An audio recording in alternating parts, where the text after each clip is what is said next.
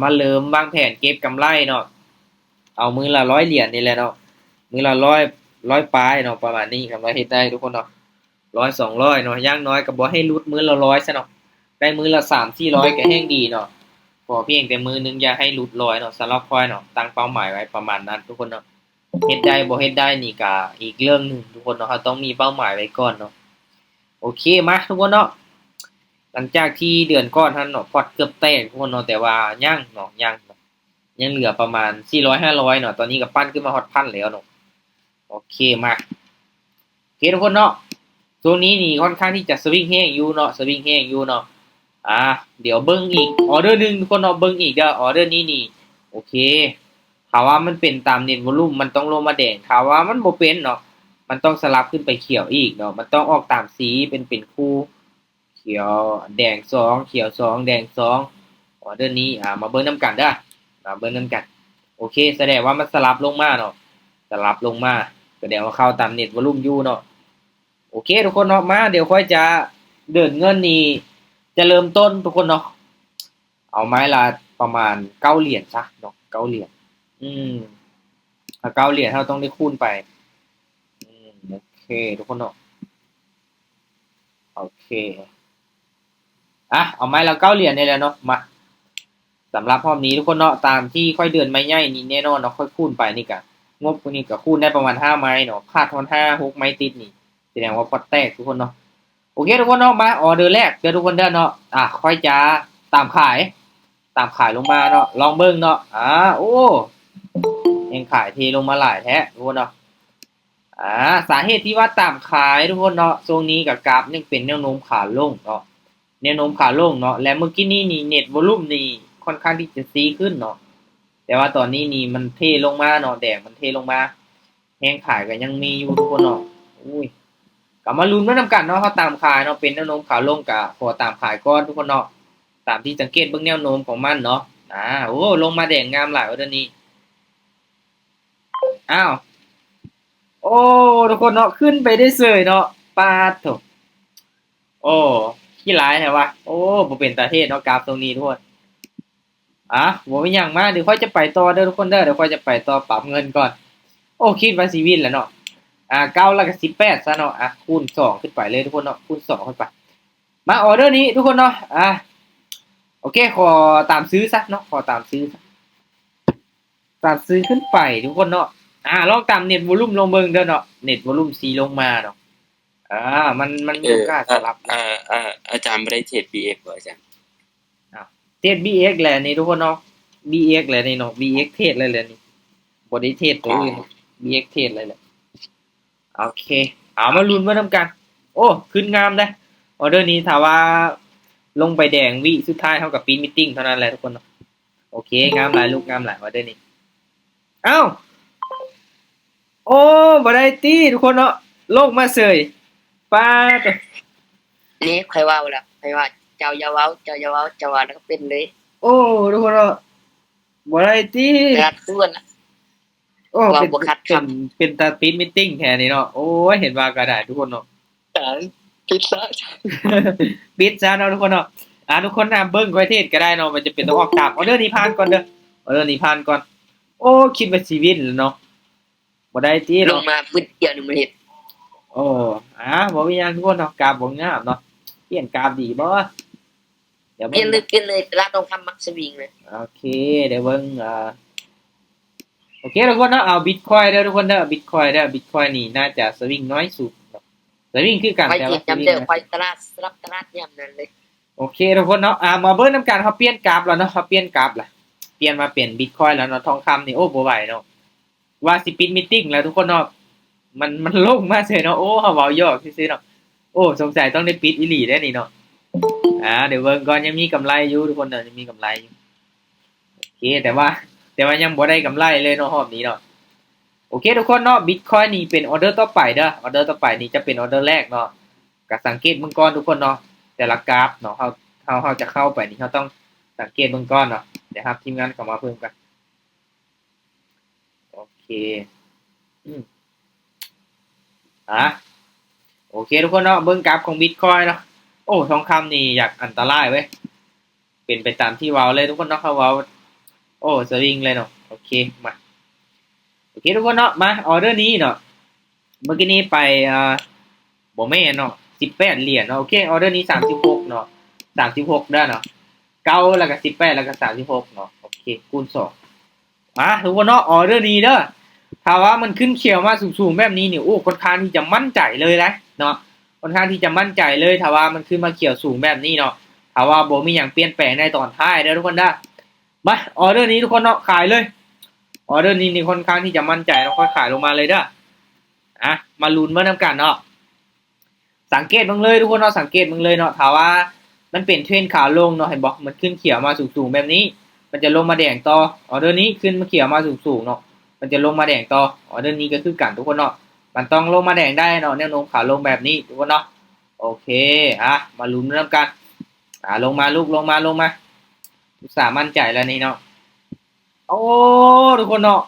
ขึ้นไปได้เสยเนาะป้าทุกคนเนาะโอ้ยบ่ลงมา3มันคือขึ้นไป2เขียวอะป้าทุกคนเนาะออเดอร์นี้ขึ้นไป3เขียวอีกบาทนี่เนาะโอเคบ่เป็นหยังมาออเดอร์แรกของทองของของ Bitcoin ทุกคนเนาะสิว่าทองคำอีกแล้วเนาะโอเคมาออเดอร์นี้ปรับเงินเนาะเมื่อกี้นี้ไป30โอเคออเดอร์นี้ต้อง72เนาะออเดอร์นี้72เนาะโอเคทุกคนเนาะค่อยจะตามขายอีกเด้อตามขายอีกเลยเนาะขายอีกเลยขึ้นสูงแบบนี้มันต้องลงมาได้ทุกคนเนาะตามที่ผ่านมาแล้วนี่มันขึ้นมาสูงแบบนี้มันต้องลงมาพักตัวแดงก่อนแม่นบ่เนาะมาลุ้นมานำกันเด้อป้าทุกคนเนาะมันคือขึ้นสูงแท้มาลุ้นมานำกันทุกคนมาลุ้นมานำกัน ต้องมีคนส่วนแล้วเบิ่งโซ โอ้เนาะทุกคนเนาะ ใช่ครับ มันคือขึ้นสูง แต่ว่าบ่ถาม ลงมาลูกลงมาได้บ่ลงมาอีกอึ๊บโอเควินเห็นบ่ทุกคนเนาะมันต้องลงมาได้เนาะมันขึ้นไปสูงขนาดนั้นแหละเนาะมันสิให้ผ่านรัวๆบ่ได้ได้มั่นใจทุกคนเนาะออเดอร์นี้ดีแต่วินเนาะโอเคไป72 เหรียญเนาะกลับมาเดินเงินปกติแล้วทุกคนเด้อเนาะมีกำไรอยู่บ่นี่โอ้ก็ได้กำไรมาก็ได้กำไรมา6 เหรียญทุกคนเนาะคูณเงินไปก็ได้กำไรมา6 เหรียญโอเคทุกคนมาเดี๋ยวจะกลับมาเดินเงินปกติเนาะตลาดช่วงนี้ก็ตามที่เห็นเลยเนาะไปตามที่เห็นเลยโอเคมันจะไปไม้ละ9 เหรียญที่เก่าเด้อเนาะไม้ละ9 เหรียญเนาะกราฟของ Bitcoin มาก็ดีที่ว่ามันยังเปลี่ยนไปรูปแบบนี้ทุกคนเนาะถ้าว่ามันเป็นคือทองคำนี่ก็อันตรายเนาะโอเคกราฟบ่งามเนาะแต่ว่าเฮาฝืนเข้าไปเทรดเนาะอันนี้เฮาก็ต้องเบิ่งคืนทุกคนเนาะมันต้องยอมรับความเสี่ยงให้ได้เนาะโอ้บิตคอยน์นี่ก่อนเนาะลงมาแห้งขนาดเนาะลงมาแห้งขนาดหลังจากที่ขึ้นไปฮอด86,000 87,000ตอนนี้ลงมา 81,000 คือเก่าคนเนาะสำหรับบิตคอยน์เนาะโอเคมาสำหรับออเดอร์นี้ทุกคนเนาะมาสังเกตเบิ่งเด้อเนาะสังเกตเบิ่งก่อนเนาะค่อยจะเอิ้นประมาณ5 วิเนาะทุกคนเนาะโอเคค่อนข้างที่จะดีขึ้นดีลงอยู่เนาะโอเคถามว่ามันเป็นแบบนี้เด้อทุกคนเด้อโอเคค่อยจะขายอีกเด้อค่อยจะขายอีกก่อนมาลุ้นเบิ่งนำกันทุกคนเนาะเป็นหยังคือขายเนาะออเดอร์นี้ทุกคนเนาะแน่นอนแหละมันขึ้นมาสูงแบบนี้เนาะจุดที่มันเคยขึ้นมาปีแล้วเนาะมันเริ่มมีคนที่ว่าเทขายลงมาแล้วทุกคนเนาะมันห่างออกจากเส้นตัวนี้ล่ะมีโอกาสที่จะสลับลงมาแดงเนาะมีโอกาสที่จะพักตัวลงมาแดงได้เนาะก็เลยตัดสินใจที่จะขายเนาะโอเคสบายดีทีมงานที่เขาเอามาเด้อสบายดีทุกคนงามๆเนาะดีดขึ้นเขียวนี่ปิดมีตติ้งอีกเนาะทุกคนเนาะมาคิดว่าสิดีดเนาะเว้าซื่อๆเนาะดีดอีหลีนี่บ่เอาได้ทุกคนเนาะโอเคไปต่อทุกคนเนาะการเทรดเนาะเฮาบ่ต้องซีเรียสหลาย ถ้ามันดีนี่เป็นตาเอามือแต่น่ะเป็นตาเอาไม้เป็นตบมือคนซื้อคนขาย โอเคมาโอเคไปต่อเด้อปรับเงินอีก9 เหรียญเนาะมาสังเกตเบิ่งออเดอร์นี้ก่อนเนาะตอนนี้นี่เอิ้นไว้บ่ได้ทุกคนเนาะออเดอร์นี้ทุกคนเนาะค่อยซื้อไปบ้านหนึ่งเด้อซื้อไปบ้านหนึ่งถามว่ามันเป็น2แดงแบบนี้เนาะออเดอร์นี้กำลังเล่อยู่เนาะเพราะว่ามันเป็นเทนที่น้อยเนาะเทนแดงที่น้อยแต่ว่าเป็นหยังคือซื้อเด้อทุกคนเด้อเนาะสังเกตเบิ่งเส้นสีส้มตัวนี้เนาะมันเริ่มที่จะตัดเส้นสีฟ้าขึ้นไปแล้วทุกคนเนาะบ่ฮู้ว่ามันจะกลับโตเป็นเทรนขาขึ้นบ่หรือว่ามันจะลงมาแดงโตเนาะโอ้ย แต่ว่าตัวนี้ก็ลง อัน มา นี้ แด มัน ง ลงมายกซื่อๆเดียวมันก็ขึ้นลง บ่ว่าลงมาย่อแห้งแท้ น้องพี่ อ๋อโอเคก็ถือว่าได้อยู่เนาะที่ว่ามันลงมาเป็นสามเส้นแดงเนาะเพราะว่ามันยังบ่ใกล้เส้นตัวนี้เนาะถ้าว่ามันใกล้เส้นตัวนี้มันจะกลับขึ้นไปต่อเนาะบ่เป็นหยังมาโอเคมันเป็นเส้นแดงที่ว่าน้อยออเดอร์นี้18เหรียญเนาะปรับเงินเนาะปรับเงินออเดอร์นี้เนาะโอเคทุกคนเนาะมาค่อยจะขอตามซื้อเด้อตามซื้อเลยออเดอร์นี้ตามซื้อเนาะสิลองส่วนเน็ตวอลลุ่มไปทุกคนเนาะลองส่วนเน็ตวอลลุ่มไปทั้งที่เน็ตวอลลุ่มซีขึ้นจังซี่นี่แน่นอนเนาะ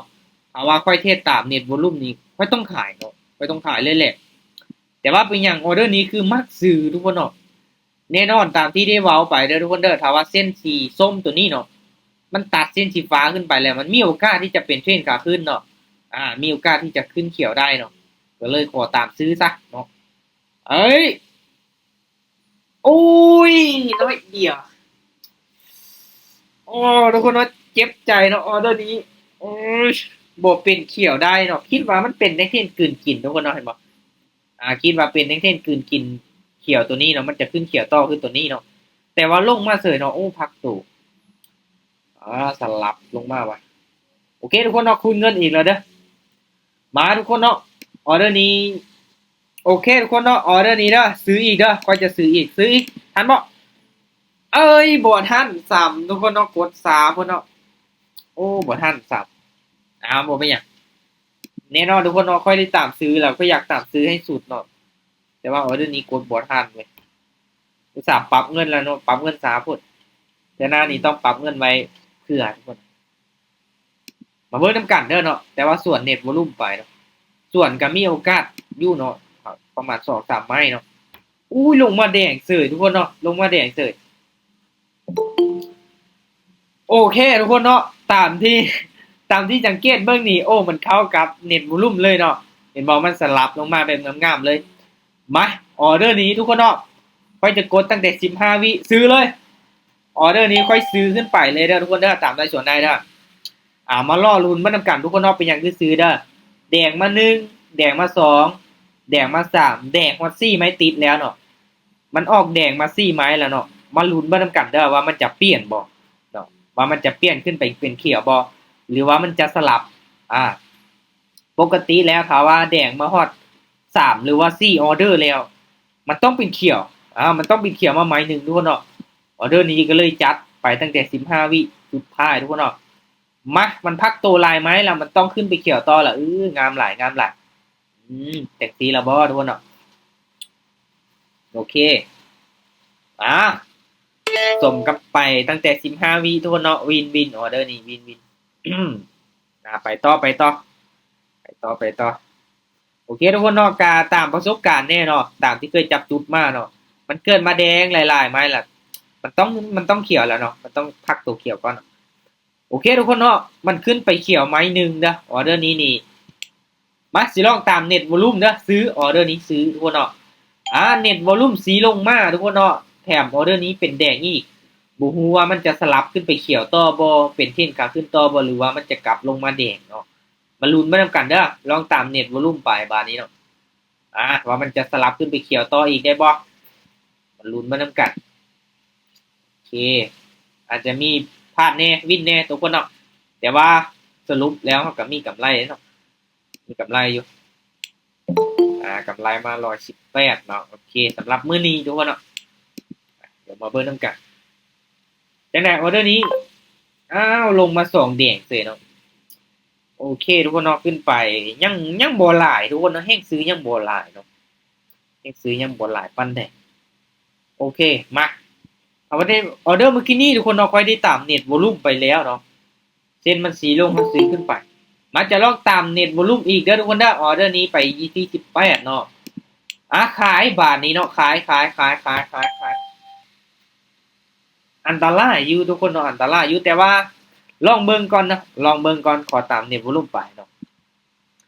เส้นเน็ตวอลลุ่มสีขึ้นเนาะออเดอร์นี้ขายลงมาแต่สังเกตมึงเด้อทุกคนเด้อเนาะสังเกตเบิ่งถ้าว่ามันลงมาใกล้เส้นตัวนี้เนาะมันเป็นเขียวตัวนี้นี่มันมักที่จะขึ้นไปต่อเนาะ2เขียวคือตัวนี้เลย สองเขียวสองแดงโอ้ทุกคนนอนนิ่งเลยเนาะลงมาที่ลูกลงมาแน่ทุกคนเนาะเมียนตัดสินใจซื้อให้สุดก็ดีทุกคนเนาะซื้อให้สุดก็ดีเนาะโอเคมาพลาดไปสองไม้อีกแล้วเนาะต้องอาศัยในการคูณกันอีกละโอเคออเดอร์นี้ขาดสิเข้าอยู่ว่าต่ำเน็ตวอลลุ่มนี่เนาะโอเคทุกคนเนาะมาออเดอร์นี้36เหรียญเนาะโอเคทุกคนเนาะออเดอร์นี้ค่อยตัดสินใจที่จะซื้อนะซื้อขึ้นไปเนาะลองตามเน็ตวอลลุ่มให้สุดก่อนเนาะตามให้สุดก่อนมาลุ้นเบิ่งนำกันเนาะออเดอร์ตอนนี้นี่มันเริ่มที่จะบวกเข้าแล้วเนาะเพราะว่ามันเข้ามาช่วงนี้เนาะป๊าดตัวอ้าวจังได๋บาดนี้บ่ขึ้น3ทุกคนเนาะถ้าว่ามันออกตามสีแบบนี้เด้อทุกคนเด้อเห็นบ่เขียวมา2แดง2เขียว2แดง2มันบ่เข้ากับเน็ตวอลลุ่มเนาะโอ้ตัดสินใจยากเนาะช่วงนี้เนาะตัดสินใจยากตัดสินใจผิดเลยแหละเนาะตัดสินใจผิดเลยแหละป๊าดตัวโอ้ยเนาะโอเคทุกคนเนาะพลาดไป3ไม้อีกแล้วเนาะโอเคมาไปต่อขออีกวินจักไม้นึงซะทุกคนเนาะมีความยากอีหลีโซนี้มาปรับเงินเนาะออเดอร์นี้โอเค72เนาะป่านนี้72โอเคมาออเดอร์นี้ทุกคนเนาะมาเดี๋ยวค่อยจะขอตามเน็ตวอลลุ่มเลยขายเลยออเดอร์นี้ขายบ่ตามคู่อีกเนาะบ่ตามเท่นๆคู่อีกตามเน็ตวอลลุ่มอย่างเดียวบาทนี้เนาะตามเน็ตวอลลุ่มอย่างเดียวมาลุ้นมานํกันเนาะซื้อขายอยู่นี่แหละเนาะแต่ว่าเฮาไปบ่ถึงทางก็เจ็บทุกคนเนาะไปบ่ถึงทางก็เจ็บตุกเนาะออเดอร์นี้เชื่อมั่นว่ามันต้องลงมาแดงได้เนาะ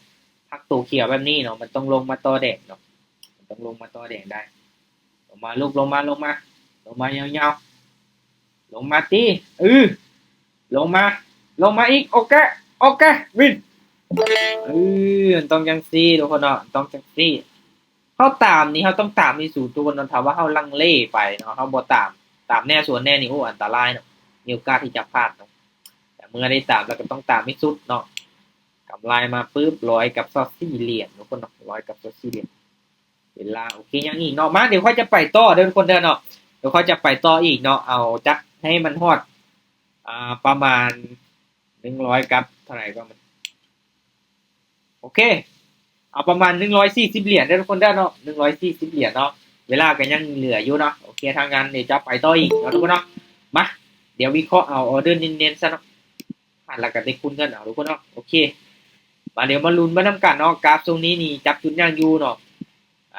อเดอร์นี้โอ้ถ้าว่ามันเป็นสลับแบบนี้ก็มีโอกาสอยู่แต่ว่ามันบ่เป็นสลับเนาะสลับนี่เข้ากับตามเน็ตวอลลุ่มเนาะออเดอร์นี้โอเคสลับทุกคนเนาะมาเฮาก็บ่จำเป็นต้องออกทุ่งไม้ก็ได้ทุกคนเนาะช่วงไหนที่มันบ่งามเฮาก็ต้องได้รอจังหวะทุกคนเนาะกราฟมันจะ4ชั่วโมงเนาะโอเคออเดอร์ใดมั่นใจเขาจะออกไปทุกคนเนาะมาเดี๋ยวมาลุ้นมานำกันเนาะออเดอร์นี้ทุกคนเนาะแดงมา1แดงมา2แดงมา3แล้วเนาะก่อนหน้านี้แดงมา4โอเคออเดอร์นี้ซื้อเลยออเดอร์นี้ซื้อเลยทุกคนเนาะซื้อเลยเดี๋ยวลองเบิ่งนะทุกคนเด้อออเดอร์นี้คนนี้ค่อยส่วนเน็ตวอลลุ่มเลยเนาะส่วนเน็ตวอลลุ่มเลยเนาะลองเบิ่งเนาะถ้าว่ามันออกมาทุกคนเนาะแท่งเทียนรอบผลนี้เด้อแท่งเทียนรอบผลนี้แดงมา3ออเดอร์ติดกันแล้วมันจะเปลี่ยนเป็นเขียวเนาะเห็นบอกเขานับเบิ่งย้อนหลังได้อันนี้ก็ออกแดงอันนี้ก็ออกแดงนี่ก็ออกแดงเห็นบอกก่อนหน้านี้มันออกเขียวเห็นบอกถ้าว่ามันแดงมา3ไม่ติดแล้วมันต้องเปลี่ยนเป็นเขียวเนาะเฮ้ยนิ่งไว้ก่อนป๊าดโตเกินไปติบ่คิดว่าสิลงมาทุกคนเนาะบ่ได้ติคิดว่าสิลงมาเนาะมาอีกจักออเดอร์นึงทุกคนเนาะเพราะว่าวินอีกออเดอร์นึงเขาน่าจะได้ตามเป้าเนาะ140เหรียญโอเคไปเดี๋ยวมาลุ้นมากันนะเดี๋ยวมาลุ้นมากันการเทศทุกคนเนาะเขาต้องมีเป้าแน่เนาะถ้าว่าเขาเทศบ่มีเป้านี่เขาจะเทศไปต่อเรื่อยๆจนกว่าจะเสียจังสิหยุดเนาะต้องมีเป้าหยุดให้เขาเนาะโอเคออเดอร์นี้ทุกคนเนาะมาขายเด้อขายมันแบบขาลงชัดเจนเลยทุกคนเนาะออเดอร์นี้ขาลงแบบชัดเจนเลยเนาะขาลงแบบชัดเจนเลยออเดอร์นี้ส่วนเน็ตวอลลุ่มอีกเนาะเชื่อมั่นว่ามีโอกาสที่จะทึกแข้งขายเทลงมาเนาะเอ้ยบ่ทะลุลงมาซ้ำมาลุ้นมาทำการทุกคนเนาะเส้นสีส้มตัวนี้เด้อมันตัดเส้นสีฟ้าลงมาแล้วทุกคนเนาะ มาลุ้นมาทำกันว่ามันจะลงมาแดงได้บ่อ้าวลงมาต่ำเนาะลงมาตีลูกลงมาตีอือเอาทุกคนเนาะกำไร140เหรียญนี่ได้บ่รอบนี้โอเคเกิดมาเหรียญหนึ่งทุกคนเนาะเกิดมาเหรียญหนึ่งกำไรมาได้ตามเป้าเลยนะโอเคตามเป้าที่ว่าว่างไว้ทุกคนสำหรับรอบนี้กับบวกมา40ปลายเหรียญทุกคนเนาะมา40ปลายเหรียญนี่แหละโอเคนะประมาณนี้ทุกคนเนาะ